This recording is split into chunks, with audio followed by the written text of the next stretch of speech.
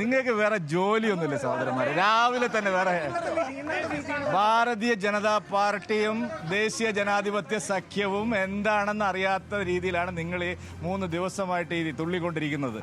ഞാൻ പറഞ്ഞല്ലോ, ഇത് മാധ്യമങ്ങൾ നിരാശരാവേണ്ടി വരും. നിങ്ങൾ വൈകുന്നേരം ഈ യോഗം കഴിഞ്ഞിട്ട് വരിക. ഇന്നത്തെ യോഗം എന്ന് പറയുന്നത് സജീവാംഗത്വത്തെക്കുറിച്ചും പ്രാഥമിക അംഗത്വത്തെക്കുറിച്ചും മാത്രമുള്ള ചർച്ചയാണ്. നിങ്ങൾ എന്തൊക്കെയാണ് എഴുതി വിടുന്നത്?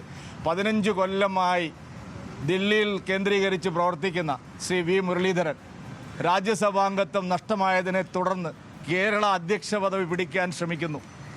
എന്തെങ്കിലും ഒരു അടിസ്ഥാനം നിങ്ങൾ പറയുന്നതിലുണ്ടോ? ഈ രീതിയിലുള്ള ചവറ് വാർത്തകളുമായിട്ടാണോ രാവിലെ തന്നെ നിങ്ങൾ വന്നിരിക്കുന്നത്?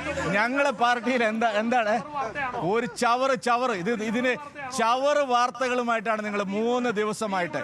നിങ്ങൾ മഹാരാഷ്ട്രയിലെ, ഞാൻ പറയട്ടെ, മഹാരാഷ്ട്രയിലെ തെരഞ്ഞെടുപ്പിൽ കോൺഗ്രസിന് 15 സീറ്റാണ്. നിങ്ങൾ ഒരക്ഷരം ചർച്ച ചെയ്യുന്നില്ല. പറയട്ടെ സഹോദര, ചേലക്കരയിൽ കോൺഗ്രസ് തോറ്റമ്പി, നിങ്ങൾ ഒരക്ഷരം ചർച്ച ചെയ്യുന്നില്ല. നിങ്ങൾ എന്താണ് മനസ്സിലാക്കിയിരിക്കുന്നത്? നിങ്ങൾ ആരാണ് ഇവിടുത്തെ? നിങ്ങൾ വേറെ ജോലി അത് ഞങ്ങൾ ചർച്ച ചെയ്യേണ്ടത് ഞങ്ങൾ ചർച്ച ചെയ്യും. നിങ്ങൾ ബാക്കിയൊന്നല്ല. നിങ്ങൾ ഈ പറഞ്ഞ ഒരു കാര്യവും ഇവിടെ സംഭവിക്കാൻ പോകുന്നില്ല. നിങ്ങൾ ചെവിയിൽ നുള്ളിക്കോ. നിങ്ങൾ നിരാശരായിട്ട് വീട്ടിൽ പോകേണ്ടി വരും. ഒരു കാര്യമില്ല.